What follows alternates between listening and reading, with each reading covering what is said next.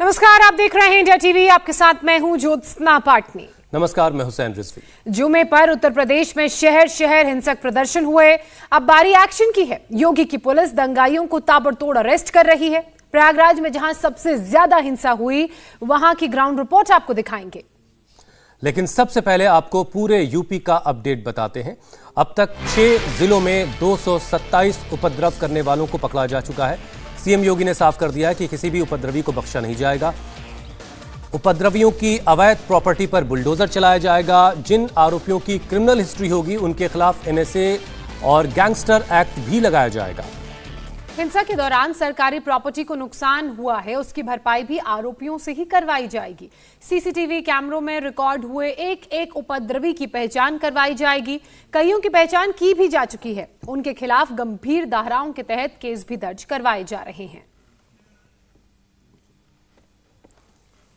Uttar Pradesh police शहर शहर हिंसक प्रदर्शन के मास्टरमाइंड की सरगर्मी से तलाश कर रही है। इसी बीच एक बड़ी खबर जो प्रयागराज से सामने आ रही है। प्रयागराज हिंसा के बाद पुलिस जबरदस्त एक्शन में है। इस मामले में अब तक 68 लोगों की गिरफ्तारी हो चुकी है। करेली और खुलदाबाद थाने में 36 नामजद और 1000 अज्ञात लोगों के खिलाफ मुकदमा दर्ज किया गया है। प्रयागराज पुलिस हिंसा के मास्टरमाइंड के खिलाफ एनएसए के तहत एक्शन की तैयारी कर रही है। इसके अलावा जहां जहां अतिक्रमण है, वहां जहां लोग जमा होते हैं, ऐसे गुंडागर्दी के अड्डों पर भी बुलडोजर चलाने की तैयारी की जा रही है। कल जुमे की नमाज के बाद उत्तर प्रदेश का प्रयागराज सुलग उठा था। दंगाइयों ने न सिर्फ पुलिस फोर्स पर पथराव किया, बल्कि पीएसी की गाड़ी को तक आग लगा दी। दंगाइयों ने एडीजी की गाड़ी पर भी पथराव किया। हिंसा में ओवैसी की पार्टी के लोगों का नाम भी सामने आ रहा है और पुलिस के रडार पर वामपंथी संगठन भी हैं। फिलहाल प्रयागराज के चप्पे चप्पे पर पुलिस तैनात है। प्रयागराज में पुलिस एक्शन में है। अब हालात जो है वो शांतिपूर्ण है। साथ ही साथ हिंसा के मास्टरमाइंड की पहचान लगातार की जा रही है, लेकिन प्रशासन ने साफ किया है कि एक भी हिंसा करने वाला बख्शा नहीं जाएगा। सबका ऐसा इलाज किया जाएगा कि वो दोबारा इस तरह की हरकत करने के बारे में नहीं सोचेगा। प्रयागराज में अचानक कहां से भीड़ आई? बच्चों को ढाल बनाकर हमला करने वाले पत्थरबाज कहां से आए?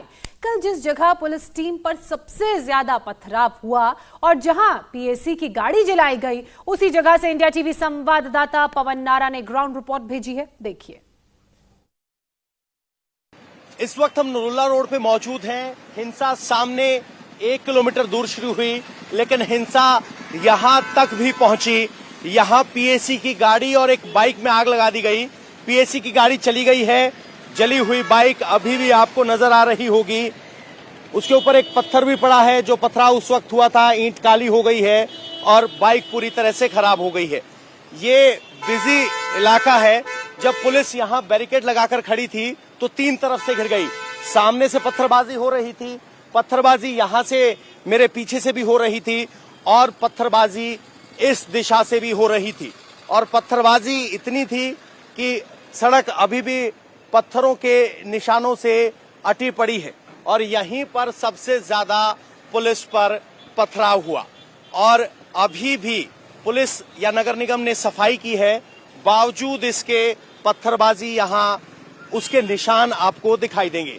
जैसे ही आप आगे बढ़ेंगे, पुलिस फोर्स इस वक्त मौजूद है, लेकिन अभी भी सड़क किनारे आपको पत्थर पड़े हुए दिखाई देंगे। ये हाल तब है जब यहां नगर निगम की तरफ से सफाई की जा चुकी है। ये देखिए, बड़ी संख्या में यहां पत्थर पड़े हुए हैं। इनका यहां होने का कोई मकसद नहीं, मतलब नहीं, क्योंकि रोड पक्का बना हुआ है। यहां मलबे के तौर पर डाले गए थे और यही फिर बाद में पत्थर के तौर पर इस्तेमाल किए। गौर करने वाली बात यह है कि आगे आप जाएंगे तो आपको बिल्कुल सही सीधी सपाट सड़क है, लेकिन यहाँ ये मलबा क्या जानबूझ के डाला गया? क्योंकि यही पुलिस पर सबसे ज्यादा पथराव हुआ और यही वाहन में आग लगाई गई। तो सीधी सी बात है कि प्रयागराज में जो हिंसा हुई उसका मकसद सिर्फ प्रदर्शन करना नहीं, हिंसा करना था। क्योंकि जहां प्रदर्शन हो रहा था वहां से इस वक्त हम लगभग 800 से 900 मीटर दूर है और प्रदर्शन 1.5 घंटे तक चलता रहा। उसके बाद पत्थरबाजी शुरू हुई। एक गली में पुलिस रोकती तो दूसरी गली से प्रदर्शनकारी आते और फिर प्रदर्शन करते। इस वक्त हम प्रयागराज के अटाला इलाके में हैं। शुक्रवार को जुमे की नमाज के बाद यहीं हिंसा हुई थी। सबसे पहले इस चौक पर भीड़ इकट्ठा हुई, लेकिन पुलिस ने उस भीड़ को इस गली तक सीमित कर दिया और सीमित करने के लिए बैरिकेड का इस्तेमाल किया। इसके बाद लगभग 1 से 1.5 घंटे तक यहां लगातार नारेबाजी होती रही और भीड़ यहां इस गली तक सीमित थी। लेकिन भीड़ का मकसद सिर्फ प्रदर्शन करना नहीं बल्कि हिंसा करना था। हम ऐसा क्यों कह रहे हैं आपको आइए बताएं। इस गली में आपको कल सिर्फ पत्थर ही पत्थर नजर आएंगे और जब भीड़ को यहां तक सीमित कर दिया गया और कहा गया कि आप यहीं प्रदर्शन कीजिए, इसके बाद भीड़ अंदर गलियों में चली गई और गुरिल्ला वार के अंदाज में पथराव करना शुरू कर दिया। जैसे ही आप आगे बढ़ेंगे तो पाएंगे कि ये गलियां अंदर से मिलकर आती हैं। इस गली से भी फिर पथराव हुआ। बैरिकेड वहां पुलिस के आप देख सकते हैं। अगर आप आगे बढ़ेंगे तो आपको बैरिकेड है, वहां भीड़ को रोका गया था। ये मसाजिद इस्लामिया इंटर कॉलेज इलाहाबाद है, इसके मैनेजर का भी नाम आ रहा है। पुलिस की जांच में अभी तक सामने आया है कि इसी मस्जिद के लड़के इकट्ठा किए गए थे और जो वीडियो सामने आ रहा है उसमें साफ दिखाई दे रहा है कि पथराव की अगुवाई करने वाले जो थे वो कम उम्र के बच्चे थे। और यहां पर बहुत सारी ऐसी दुकानें हैं बिरयानी की जहां पर अड्डेबाजी होती है और पुलिस को शक है कि इन्हीं दुकानों पर यह साजिश को अंजाम दिया गया, क्योंकि पुलिस को इनपुट मिले थे। इसके बाद पुलिस ने धार्मिक नेताओं से बात की थी, लेकिन अब धार्मिक नेताओं का कहना है कि कोई और भड़का रहा था और इस भड़काने की कार्रवाई में AIMIM के जिला अध्यक्ष का भी नाम आ रहा है। अटाला बड़ी मस्जिद के इमाम अली अहमद जांच के दायरे में है। इसके अलावा शाह आलम जिला अध्यक्ष हैं AIMIM के, उन्होंने भड़काया, इस तरह की जांच पा रही है। जिशान रहमानी हैं, AIMIM के नेता हैं। सारा अहमद हैं, आयसा की कार्यकर्ता हैं और CA के प्रोटेस्ट के दौरान भी शामिल रही थी। आशीष मित्तल हैं, वामपंथी नेता हैं। इसके अलावा जावेद अहमद उर्फ पंप सोशल एक्टिविस्ट अपने आप को बताते हैं और उन सब के नाम आ रहे हैं। इस मामले में अभी तक प्रयागराज पुलिस ने 68 लोगों को गिरफ्तार किया है और बाकी लोगों की गिरफ्तारी की कोशिश की जा रही है। जिस वक्त यहां पथराव हो रहा था तो बड़ी संख्या में पत्थरबाजी हुई। अब पत्थरों को साफ कर दिया गया है, लेकिन सड़क पर ये पड़े हुए पत्थर इस बात की गवाही दे रहे हैं कि यहां ऐसा हुआ था। एक गली से पत्थरबाज निकल रहे थे, जैसे ही उनको रोकने की कोशिश करते वो दूसरी गली से पत्थरबाज आते और पुलिस ने कहा कि मानो वो गुरिल्ला युद्ध कर रहे हों, क्योंकि पुलिस जैसे ही एक गली में, इस गली की तस्वीरें सबसे पहले आई थी, यहां पर भी खूब सारा पथराव हुआ। जैसे ही यहां से लोगों को अंदर खदेड़ा गया, लोग अगली गली से वापस आ गए और वहां देखेंगे तो गाड़ी टूटी हुई है। इस पूरे रोड पर पत्थर के निशान आपको दिखाई दे रहे होंगे। पुलिस की कोशिश थी कि उपद्रवियों को गली तक सीमित किया जाए, लेकिन उपद्रवियों का मकसद था हिंसा की जाए, आग लगाई जाए और यही वजह थी कि एक गली को रोकते ही फिर भीड़ आगे से आई। वहां पे भी आपको एक कार टूटी हुई दिखाई देगी, एक PAC के वाहन में आग लगा दी, कुछ रेहड़ी में आग लगा दी। हालांकि अब फिलहाल साफ कर लिया गया है, लेकिन जिस तरीके से गुरिल्ला अंदाज में ये सब कार्रवाई की गई, उसके बाद कहा जा सकता है कि उनका मकसद प्रदर्शन एहतजाज करना नहीं बल्कि उनका मकसद हिंसा करना था। और ये सड़क अभी जो आपको ईंट के रंग से लाल नजर आ रही है, ये पत्थरों की वजह से लाल हुई है।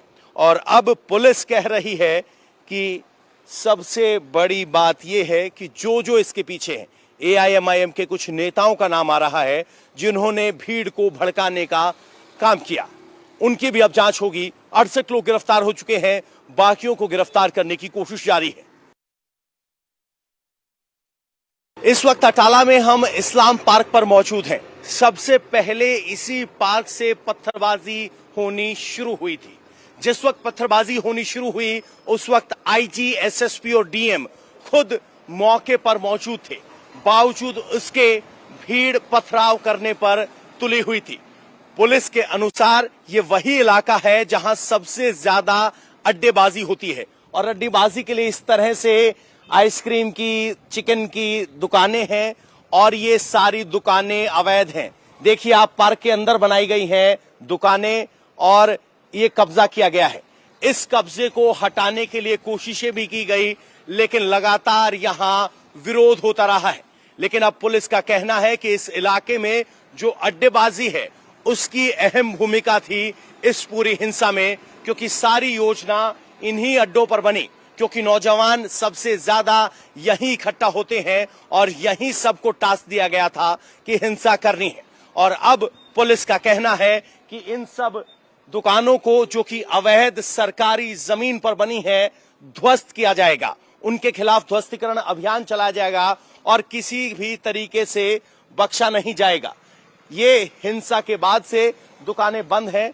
अगर आप इधर आएंगे तो यहां आपको इस पार्क को समझने में आसानी हो जाएगी। ये पार्क है इस्लाम पार्क।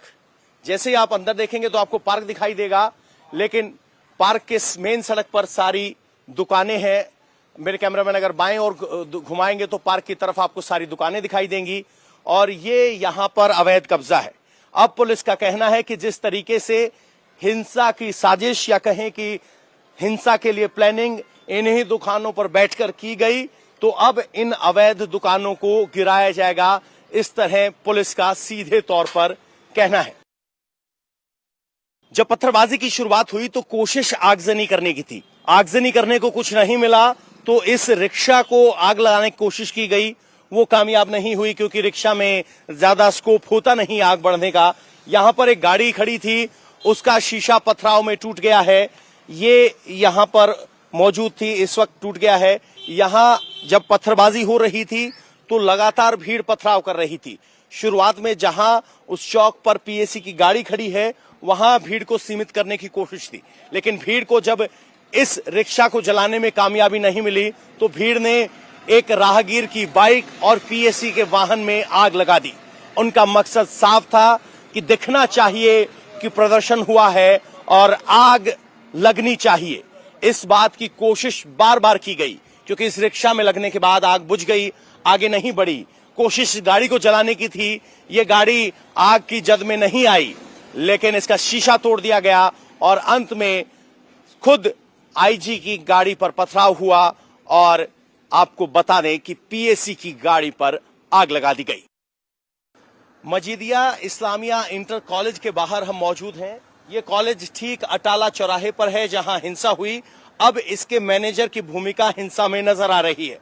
पुलिस का कहना है कि जो छात्र यहां पढ़ते हैं उनको भड़काया गया, न सिर्फ भड़काया गया बल्कि उनको यहां होने वाले रेस्टोरेंट्स पर शाम को बैठकर जो अड्डेबाजी होती है उसमें इस पूरे हिंसा की भूमिका बनी, जिसके बाद ये पथराव हुआ।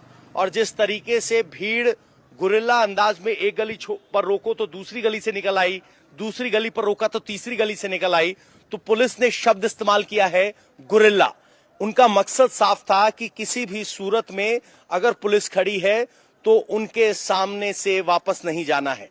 अगर एक गली में रोका जाता है तो दूसरी गली, दूसरी नहीं तो तीसरी गली, और यहां कई गलियों से भीड़ ने निकलकर हमला किया। और जब तक पीएसी की गाड़ी और अधिकारियों की गाड़ी पर पथराव और आगजनी नहीं हुई तब तक ये हरकत चलती रही। लगभग 1.5 घंटा भीड़ ने यहां प्रदर्शन किया। पुलिस ने उन्हें एक गली तक सीमित करते हुए प्रदर्शन करने की अनुमति दी, लेकिन बावजूद इसके जब तक हिंसा नहीं हुई तब तक ये प्रदर्शन चलता रहा और हिंसा करने के लिए एक गली, दूसरी गली, तीसरी गली ऐसे आते रहे। अब इस इस्लामिया इंटर कॉलेज की भूमिका संदिग्ध है और अब वीडियो फुटेज खंगाली जा रही है कि क्या इसी इस्लामिया इंटर कॉलेज के बच्चे दंगों में शामिल थे। एक पैटर्न और दिखाई दिया है, कानपुर में भी इसी तरीके से 18 साल से कम उम्र के बच्चे पथराव में सबसे आगे थे। यहां की तस्वीरों में भी आपको स्पष्ट दिखाई देगा कि 18 साल से कम की उम्र के बच्चे पथराव में सबसे आगे थे। तो क्या ये एक सोची समझी रणनीति है कि बच्चों को आगे करो ताकि पुलिस बल प्रयोग ना कर पाए और मकसद पूरा हो जाए। अब पुलिस अपनी जांच का दायरा बढ़ा रही है और एआईएमआईएम के जिला अध्यक्ष समेत कई लोगों से इस मामले में पूछताछ कर रही है और उनको साजिशकर्ता बता रही है। इंडिया टीवी हर वक्त हर जगह डाउनलोड करने के लिए सर्च करें India TV news Google play store या ऐप स्टोर पर।